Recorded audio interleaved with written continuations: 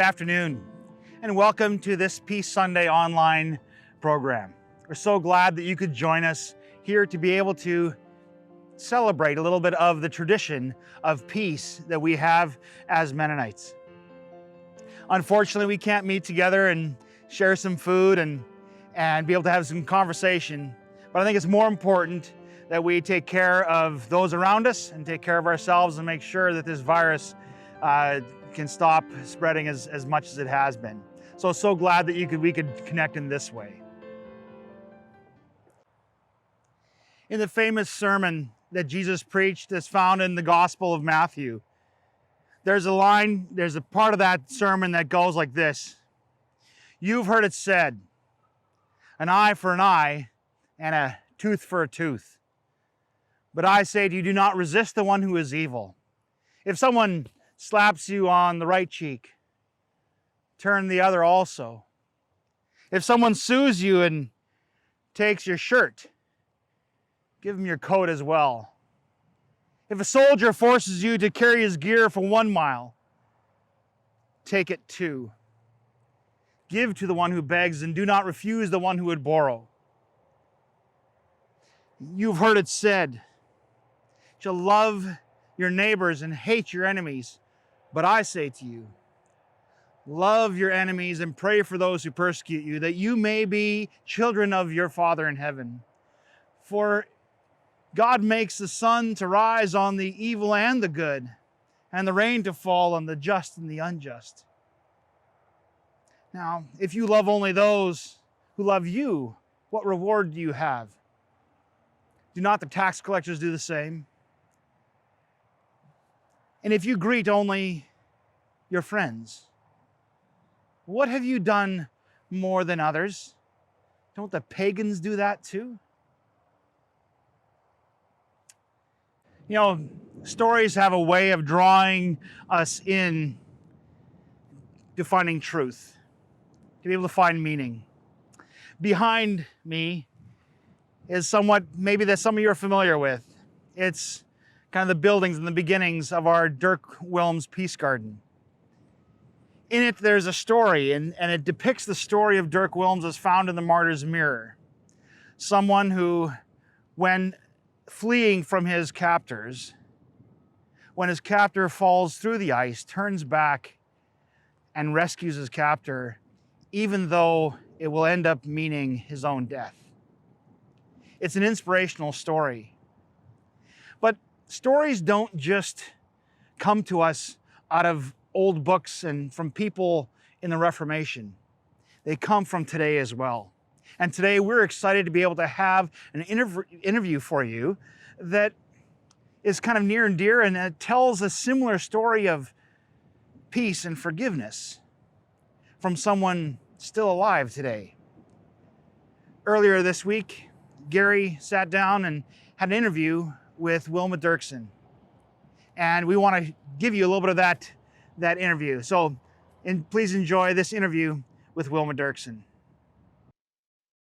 Okay, Wilma, it's wonderful to meet with you again. And I'm sorry we can't do this in person on site at the Mennonite Heritage Village, but I'm glad to be here with you. It's good to be here. Yeah, and it's an honor to meet with you. And you know, I'm thinking it's 36 years since Candace? Yes. Yeah, and in November of 1984, right? Right. Wow. 36 years. Wow.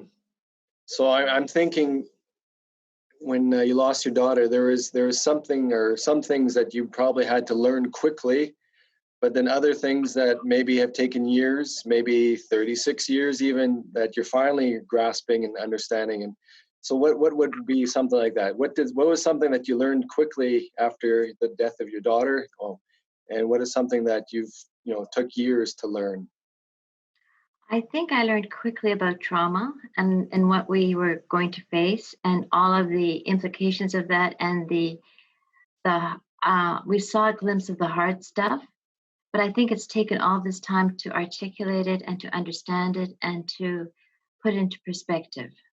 So it takes both, right? It takes that first immediate, oh, this is something, and then what is it? And then finding the words. Finding the words is a tough a part of it as well. So I think the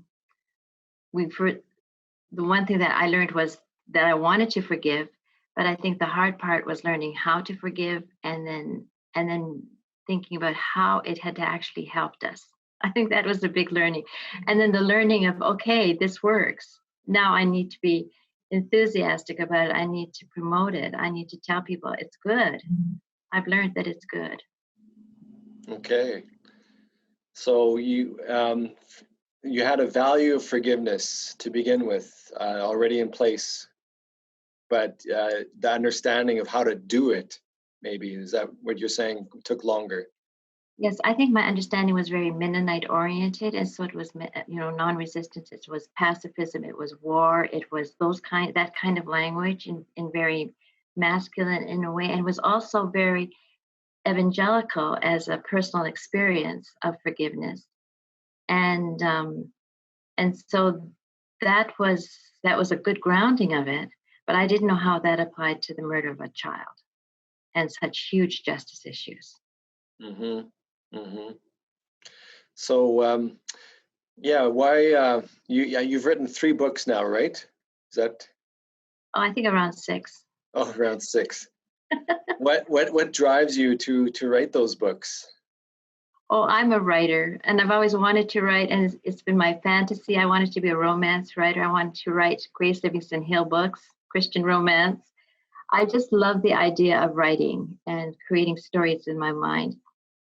And then I think the other part of it is that I needed to process. I don't know what I think until I've written it down. And then as I'm writing it, the thoughts come to me and I can organize it. So I write it very much for a personal kind of processing, my own therapy, so to Mm-hmm. speak. But it's a drive. It's a drive. I need to do it. Okay, so when the murder first happened, there was a man that came to your door at 10 in the evening or so, that first night, right? It was the very first night, even? The first night her body was found, she had disappeared for 7 weeks, and we had no clue what was going on. And then the day her body was found, around 10 o'clock that night. Mm-hmm. Yeah, tell us what happened that night. Well, the doorbell rang, and I thought the guests had all left. We were staying with one couple at the kitchen table eating and debriefing, and they were going to stay with us the night. And there was this doorbell ring, and I went to answer it, and there's a man standing in the dark. He was dressed in black, very ominous somehow. And I realized he was a stranger to us, though he looked familiar. And then he told us that he too had experienced the murder of his daughter, and he'd come to tell us what to expect. Mm. And so, of course, we were interested in that. Of course, I was horrified to now realize I belonged to a new club and a new tribe called Parents of Murdered Children. There was that shock, but also the horror of realizing I didn't know what was next. This was new land. And so we invited him to the kitchen table, and there for 2 hours, he told us in vivid detail exactly what it meant and how it had destroyed his entire life almost. Mm-hmm. Mm-hmm. And what did you learn from that time, or in the weeks following that? Well, actually, right after that, he talked about how it had destroyed his marriage, his memories, his ability to work, his concentration, just trauma, just total trauma.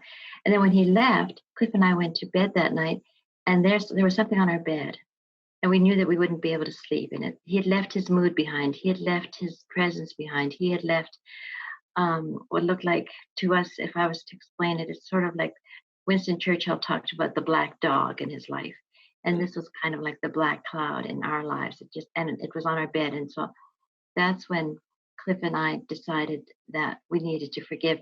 And then at that moment, as we said, we're going to forgive, because that's what we knew. We didn't know how it applied, but that was our go-to position against anything that is ugly and black and sinful. And the cloud actually responded. The trauma actually responded to us and left the bed. So we slept that night, which I think is still a miracle. Mm-hmm. And so that was kind of the first introduction of forgiveness to us at a very desperate moment, and how we applied it, and then after that was how to apply it. Okay. Yeah. So then the working out of that forgiveness is what has taken longer, or seeing the I don't know if you want to call it the goodness, but the benefits or of forgiveness. Yeah, and in some ways it was a panic because we realized we didn't really understand it. It was kind of a panic moment when our minds weren't really working all that well anyway. and then it went public at the press conference where we kind of just talked about everything, thanked everybody for coming to the for helping us and dealing with so much for us and looking for Candace. And then they asked us what we thought of the murderer, and we said, oh, we'd forgive. That's because that's how we dealt with everything. We didn't know, we hadn't a clue who it was. We didn't even think it was possible that anybody would want to take our daughter. So this was also very new. So we just threw at that the same word we had thrown at the trauma cloud, and then realized it went public. And so it was now a public goal for us. Like, it was public, and it held us accountable. And I just remember thinking, I don't know how to do this. Mm. It works for me, but everybody was taking it wrong. They all thought that we were soft on crime. They thought that we didn't care. They thought that we didn't even love Candace if we would forgive. And I just realized the enormity of the confusion and the chaos around that word. And Yeah. and it was in us too. It was in us too. Yeah. That's kind of the story. And then the rest of the time has been trying to figure it out. That must have been hard, trying to figure out what forgiveness is and what it looks like, and having to do it kind of in public. Well, that's the way it felt, right? I felt as if I was always on stage, and people were always around asking me that question. So it wasn't only a figment of my imagination, but it was real. And I failed, and I didn't understand it, and I was caught in the chaos too. I had huge expectations of myself that I knew I couldn't fail, and then realizing how angry I was, how unforgiving I was. That was Yeah. kind of a shock too. Yeah. Something you mentioned to me before was, people like in the Mennonite Heritage, the stories of Dirk Willems, who turned back with compassion and saved his jailer who was chasing him, had fallen through the ice, and he turned back with compassion and saved him, and others, other stories like that. Those helped you to be able to forgive, or to know that that's an important thing. What was it in your Mennonite upbringing that you felt helped prepare you? I know nothing prepares us fully for what happened, but that just helped you at least get you on the right trajectory. Well, the Mennonite heritage that I did have in the background was definitely a grounding, a foundation for peace. I remember how somebody called us, a group of us girls, Mennonites. And I said, what is a Mennonite? So I went to my sister, and she said, it's somebody that quilts and wears long dresses. And I said, but we don't do that. And then I went to my father, and he said, well, no, there's something that is a common denominator in all Mennonites, and that's peace. So that was my identity. And so I think very early, I thought, I need to know what this is. And why does that make us different than other people? And I talked to other people about it, and it was distinct to our culture. And I had a father who believed it, and so it became kind of a goal of mine to understand it, because it was a part of me. I thought I had to understand it. It was my identity. And in doing that, I took special note of it, and we always had Martyr's Mirror in the house. I studied peace in Mennonite Educational Institute, went to church every Sunday, and MB Church in Greendale, and studied German on Saturdays and prayed on Wednesdays. Like, I was just steeped with the Mennonite culture and the Mennonite faith. I think those are two very different things sometimes. And so it became very personal for me, the peace of God and the evangelical and accepting Jesus as my Savior, and that route. But there was also this, no, it's a way of life. It's a lifestyle. And I think that's the big difference, that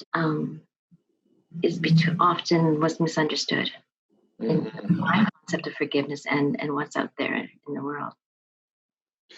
Right. And what would you say for the current generation? What do we need to do to prepare the next generation to know how to walk in the way of peace, how to walk in the way of forgiveness, to be prepared if something comes in their life, which there will be trauma and different events, to know how to respond well.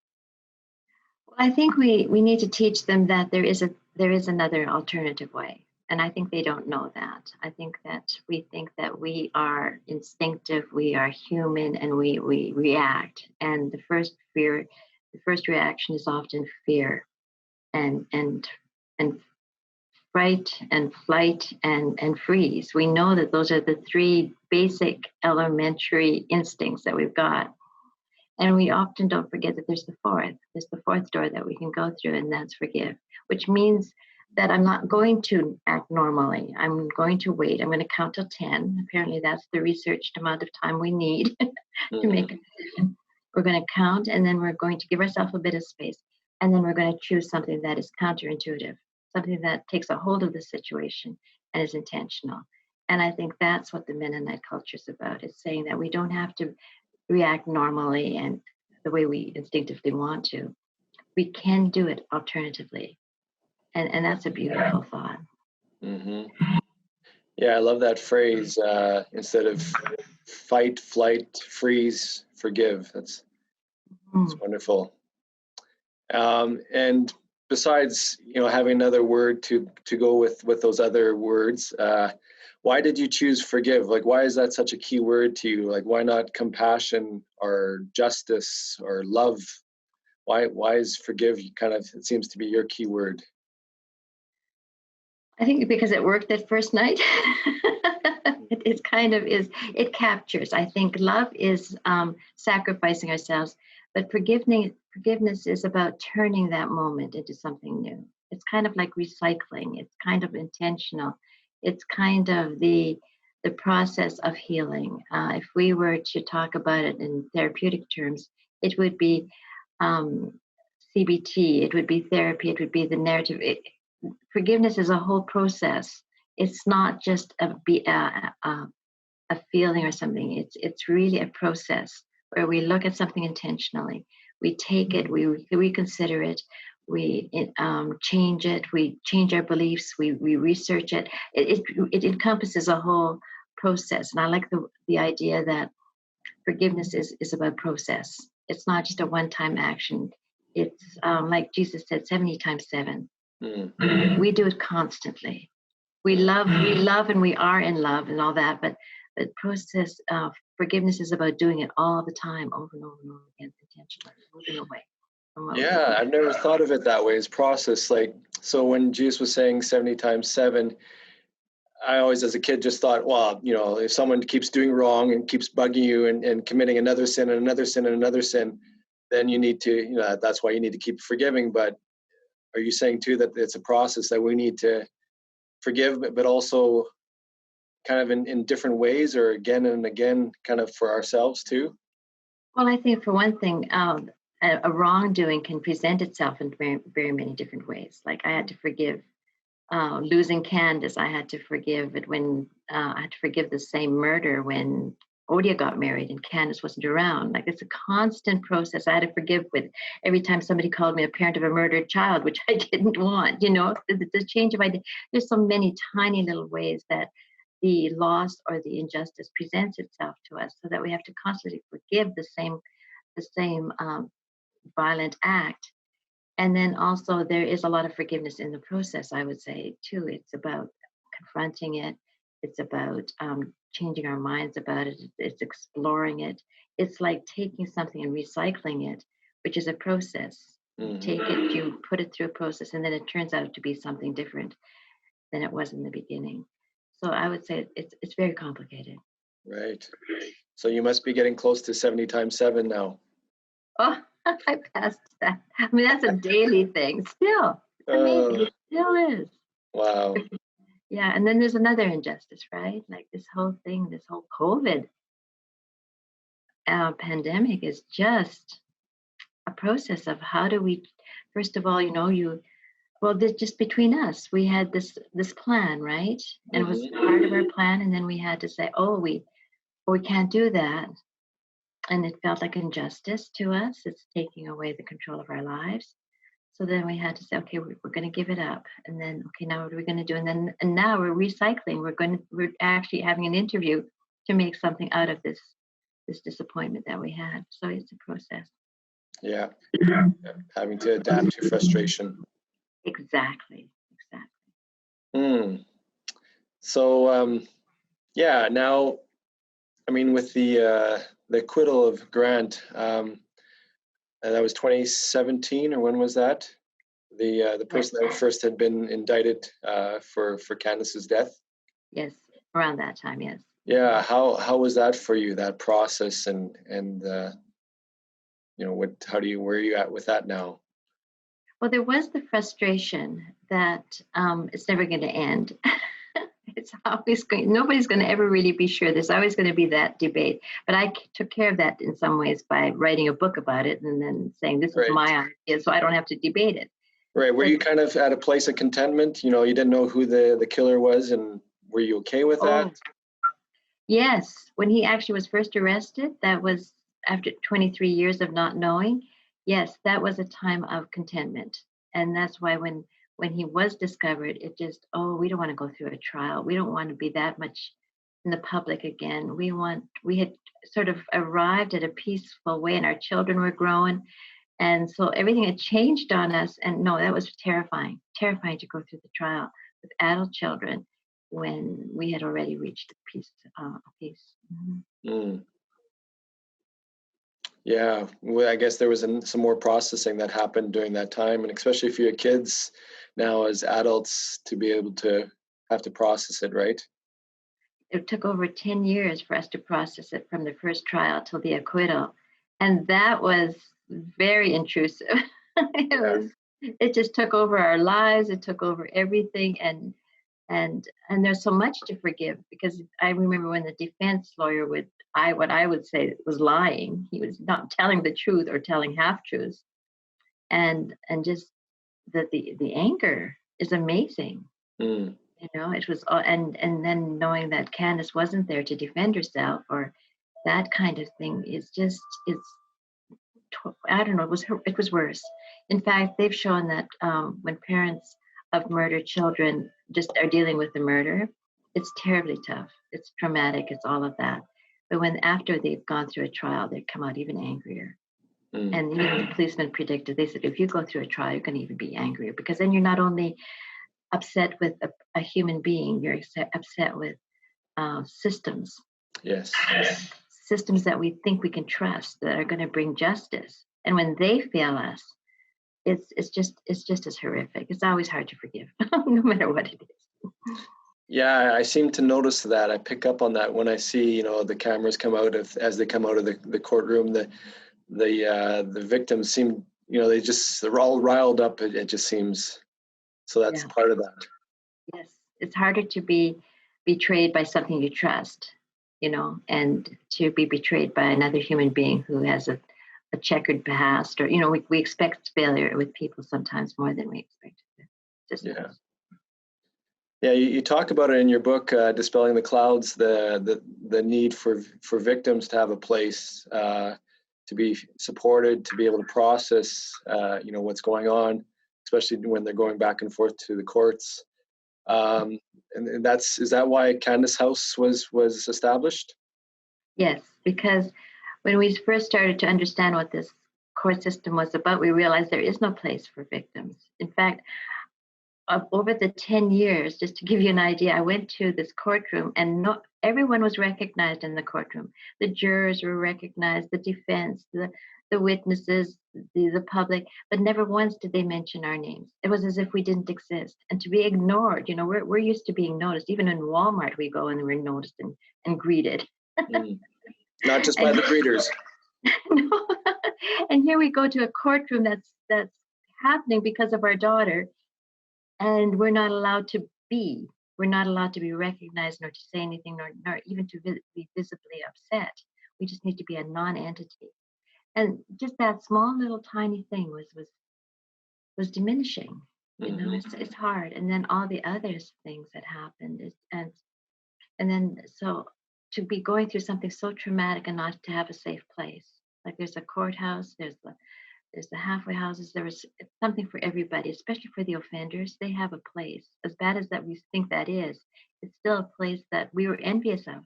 We wanted to go to prison. We wanted to be looked after. We wanted to have guards at our door, you know. Food brought to you.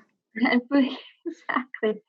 And so just to have a house nearby has been incredibly important, was incredibly important to us. And we did do some experiments to see what that would look like. And now that it's there, the stories I feel are even changing for victims. I think it's working. Isn't that wonderful? That is wonderful. Where is it located? A block north on Kennedy. Okay. At the courthouse. Yeah. So it's a dash. It's a dash from the courthouse, so that if you don't want to go to the public washroom, you can actually dash over there and go to the washroom. And washrooms are important. Yes. Yeah. Wow. Yeah. So in your book that you just came out with, I got it here. I loved it. I read it. Dispelling the Clouds and a Desperate Social Experiment. Yeah. Would you be willing to read something from it for us? Okay. Your latest book, it just came out in September, and I know we're going to get it here at the Mennonite Heritage Village and sell it so people can get it for. I think it's a perfect book for reading right around this time of year. You talk about the clouds, you talk about kind of the winter. Yeah. And, yeah, it's a good time to read it, I think. But yeah, would you please go ahead and read something from it for us? Well, I was also learning that forgiveness wasn't meant to be passive. I'll never forget that day. I came home from school and found a police car parked in our driveway and the officers talking to my father. My mother explained that the garage had been broken into and someone had emptied the cash till, not only of the money, but also Dad's rare coin collection. My father had called the police. He had never called the police for any of the other break-ins. We were Mennonites. We didn't call in law enforcement. But with a deep feeling of righteous indignation and a whole lot of youthful idealism, I wondered out loud at the dinner table that night how a people who claimed to be non-resistant when it came to war, who called themselves pacifists, would call the police when they needed protection at home. There was a dead silence. A kind of weariness passed over my father's eyes. He didn't say anything. He just stared at me. I stared back defiantly. This wasn't just idle musings on my part. This was extremely important to me. I wanted him to be true to his words. I wanted him to be consistent in every detail of his life. I desperately needed him to be consistent. He started to rationalize by saying that he hadn't hired the police. He had just called them. That's why we had police, he said. It was their job. Then I told him quite bluntly that I thought it was wrong to claim to be a pacifist and then expect other people to do your dirty work. As you can imagine, the gloves came off at that point, and the discussion became very heated. We got up from the supper table, and the discussion spilled over into the entire evening, with each of us aiming well-positioned remarks at the other. He went into all kinds of Mennonite history, self-shuts and things like that. I pulled out the Jesus dying on the cross card. It got nasty. Well, as nasty as a good peace-loving Mennonite fighting over pacifism discussion can get. Ironically, in this discussion, I wasn't the one defending pacifism, and he was arguing the right to defend himself and oneself. And yet he was the one who was the die-hard Mennonite, or so I thought. I was just playing the devil's advocate. At the end of the evening, I had gone upstairs to my bedroom, quite disillusioned with the hypocrisy of it all, and resolved to strike him off of my most admired people's list. I'm sure he went to bed tired beyond reason. Here he was working 12-hour days, resolving other people's card problems, dealing with major personal and public injustice, and then on top of all that, having to listen to an upstart teenager who thought she knew it all and who was irritating at the best of times. The next morning, still groggy with sleep, I was surprised to find my father at the bottom of the stairs waiting for me. His countenance was dark. There were significant shadows under his eyes, and I was immediately sorry for my explosion the evening before. I had defied him. He didn't take defiance lightly. Seeing him standing there looking so distraught, I knew I had stepped over the line this time. I was usually more careful with him. Just as I was about to apologize, he said, if I claimed to be a pacifist, I was wrong yesterday to call the police. I thought I hadn't heard correctly. Was he really admitting that he was wrong? Then he said it in a way I could understand. And you're right. If we as a people claim to be truly non-resistant, I should not have called the police. Then before I could answer him, he pulled his work cap and headed for the door. I ran after him, but Dad, he just shrugged and waved another apology.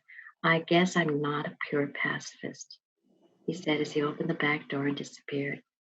I ran to the window to watch him walk down the sidewalk to the gas station. Tears were rolling down my cheeks. He was truly a hero of mine. I had just won my first war of words. Oh, the tears are coming.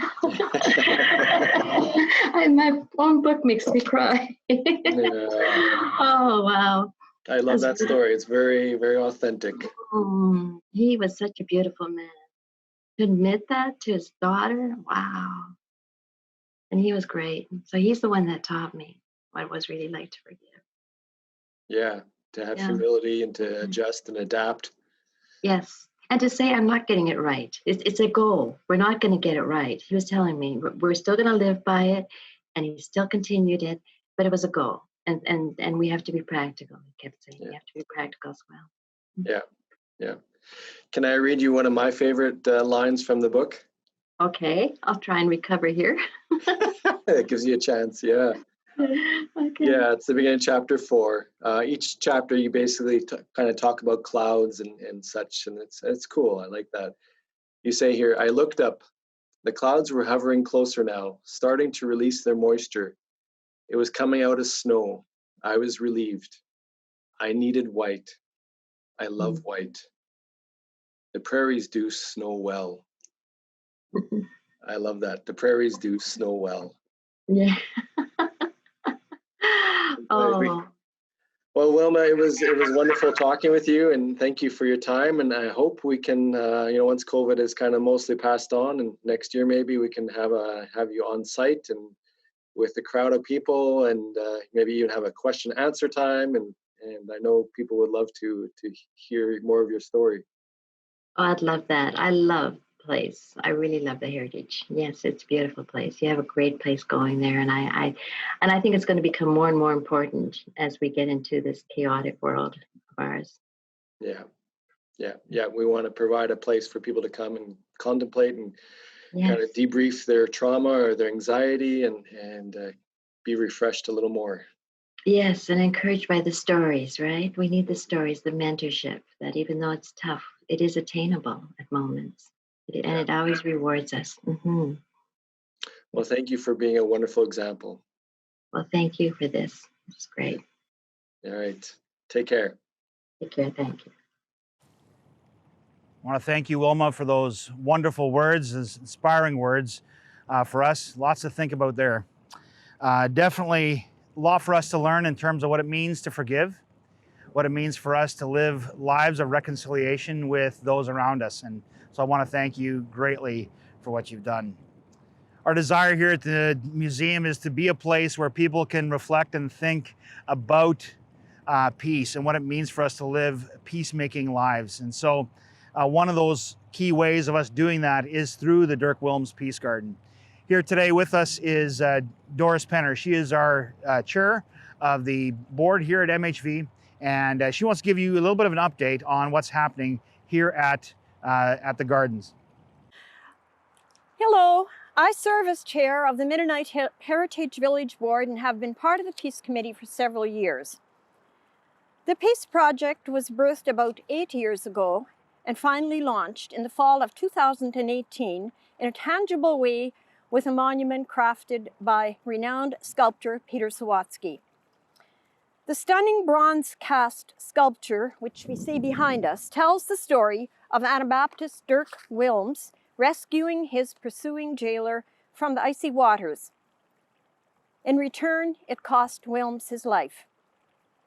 This fall, we are erecting a timber frame pergola, which will briefly tell the story of Wilms and explain the peace position Anabaptists have adhered to for centuries, based on the life and teachings of Jesus Christ. and the importance of practicing peace as a way of life today. Peace is the desire of all people of the world, the hope of nations throughout time. And yet, wars and conflict have not abated. Mass shootings occur regularly, set off by rage and frustration. The serenity of homes is shattered by turmoil and abuse. On every level, there is unrest and strife. We echo the sentiments of Henry Wadsworth Longfellow in his Christmas hymn. In despair, I bowed my head. There is no peace on earth, I said, for hate is strong and mocks the song of peace on earth, goodwill to men. Then Longfellow heard the bells. There is hope. We know peace is possible in this world. As Anabaptists, we understand that being non-resistant means not only non-participation in war, it means living by the ethic of love in all our relationships, at home, in our churches, and in the community. Are we teaching this message based on Scripture in our churches and schools? Are we passing it on to future generations, letting them know the importance of practicing peace and non-resistance in our chaotic world and the difference it can make? Are we willing and, in fact, driven to share this with the world? This is the reason for the Peace Project, to share the message of peace with everyone who visits the museum, to tell the story of courageous people who practiced peace, and to spur visitors on to consider what they can do to promote peace. To encourage reflection, the third and final phase of our project includes serene gardens in this area with the sculpture as the focal point. This area will be developed with shrubs, flowers, and walkways, as well as benches to sit, rest, and think. We believe the Dirk Wilms Peace Garden will attract attention for years to come for its beauty and fine workmanship, but more importantly, we hope the area will motivate people to live out the message of peace. We welcome your financial support to landscape and develop the gardens. It is indeed a worthy project. Thank you. Thanks for that update, Doris. So glad that all of you could be a part of what we're doing here and join us this afternoon.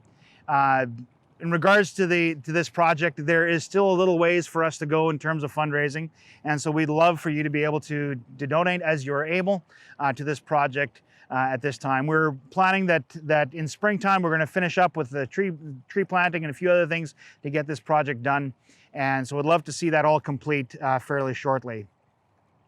So if you want to donate, you can do that in a couple different ways. One, you could go online and click on the donate button and be able to designate your gift there. You could also call in, or you could mail your donation to us. We'd gladly accept that. If this program has been meaningful to you, I invite you to share it and share it with others. If there's been something that you found inspirational, we want this message to go out to other people. And so please do share this, be able to come back, and if you need to watch it again, you can watch it again. We'd love for you to interact in this way. While we can't meet online, or sorry, not online, while we can't meet in person in large groups, we'd love for you to be able to come and stop by and walk through some of our visits, maybe even walk through the grounds, especially on some days like we've had now, but even in the snow, you might find that being a wonderful way for you just to connect, to be able to come and visit us here.